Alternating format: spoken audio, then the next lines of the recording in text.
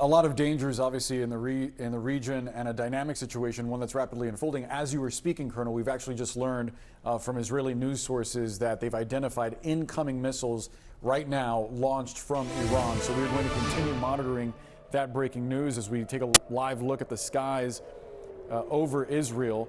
Again, missiles being launched from Iran that Israel has identified.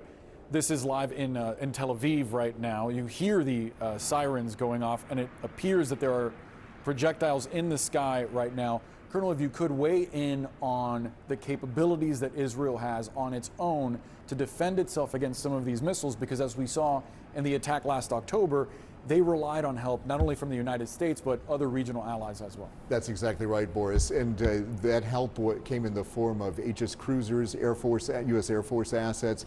So you had both the Navy and the Air Force providing support to the Israelis. So what the Israelis have includes, it's basically a three-tiered air defense system, air and missile defense system.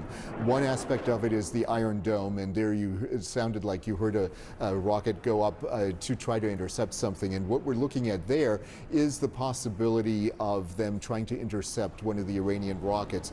We may see an explosion if they hit something, and that is something that could very much change the dynamic. They don't strike every single incoming missile or rocket, but what they're trying to do is they're trying to get the ones that are going to affect their population centers. And it's almost like tracer fire. There you see the blast right there. That shows that they've intercepted, and there's a strike. There's a strike right there. That may have fallen just outside a population area there in Tel Aviv, but it looks pretty close to the city center. That is something where there may be some damage. Colonel, let's actually go live to Oren Lieberman, who's in Jerusalem for us, sheltering in a bomb shelter as we speak. Oren, the skies over Tel Aviv lighting up right now. This is frankly what we've been waiting for over the course of the past 18 hours since the Israeli attack on Iran first took place. The response that Israel will warn could be far larger than what we have seen before. We are just a few minutes ago, we got the alert from Israel's Home Front Command and from the Israel Defense Forces to head to bomb shelters. That's where you find us right now. These protective doors around us in pretty much all directions are the ways in and out of the bomb shelter here in the basement of the building in which the Jerusalem Bureau is based here. So as we came down here, we heard the sirens going off. We also heard you describe coming in, and frankly of intercepts. We just got a heads up from an Israeli military official that dozens of Iranian ballistic missiles are en route to Israel. The people of Israel have been instructed to remain in bomb shelters until further notice, and then you saw some of this already begin to start playing out on your screen. Meanwhile, the red alert, and I'm just listening to what I hear here, it's possible we're hearing intercepts from Jerusalem. It's a little hard to hear it in the bomb shelter. You may have a better sense of that, being able to see our live pictures from different places throughout Israel to see the incoming missiles. But this is frankly what had been expected.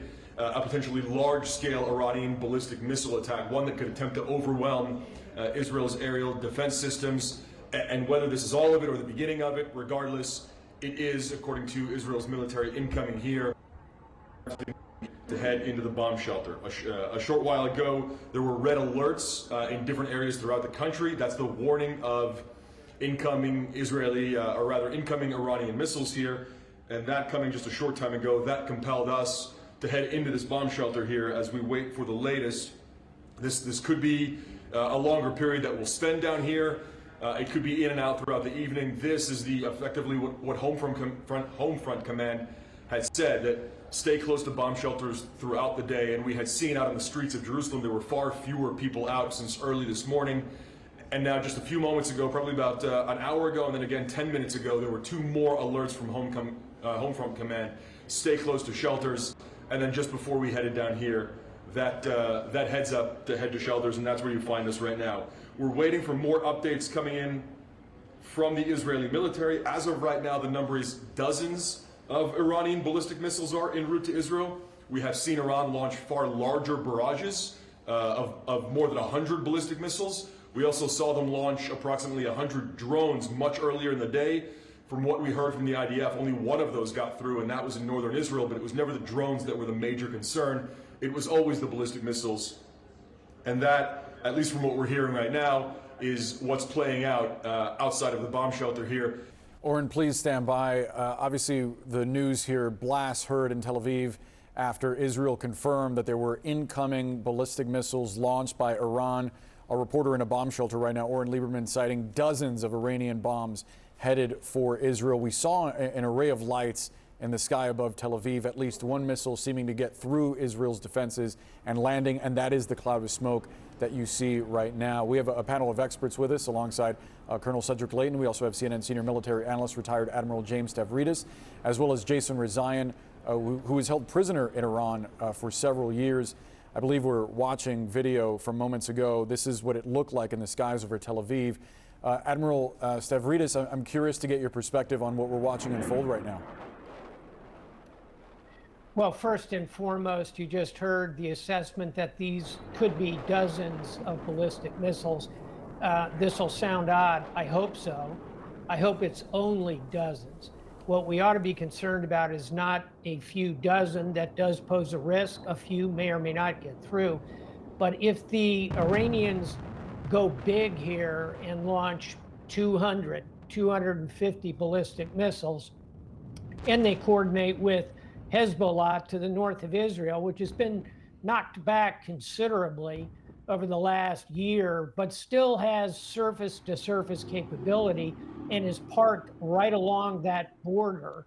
That confluence coming together could overwhelm the Israeli air defenses. And oh, by the way, this is not a choreographed moment as we saw before, where you have, as Cedric was correctly pointing out, U.S. Navy Aegis-class destroyers, which have incredible air defense capability and were aligned to be part of the air defense system, not in place right now. So let's hope it's going to be a relatively limited number.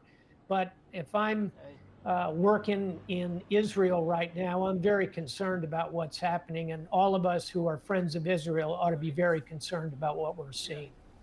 And at this point, we're looking, Admiral, there appears to be at least a momentary pause. We do not see action being taken from Iron Dome or other missiles coming in. What are you looking for, though? Are you looking for this to possibly be in waves, or if this is all it is, what does that tell you? If this is all it is, then I think we're looking at another, if you will, performative reaction from Iran, much like we saw in previous rounds of this over the last year or so.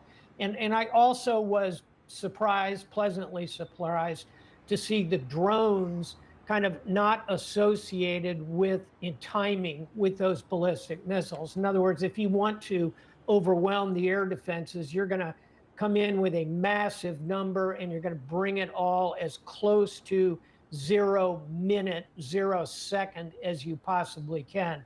So the fact that it could be a wave or two that's coming might indicate a lot of confusion and inability to synchronize back in Iran.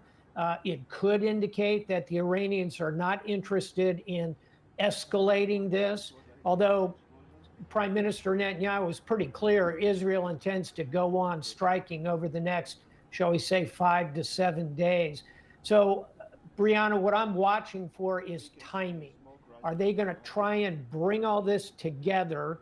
So far, they have not. That's good news for the Israeli air defenders. Israeli officials are saying that all of Israel is under fire. We are looking at live pictures here from Tel Aviv, but let's take a look at what happened just moments ago as Iranian ballistic missiles came into the airspace there.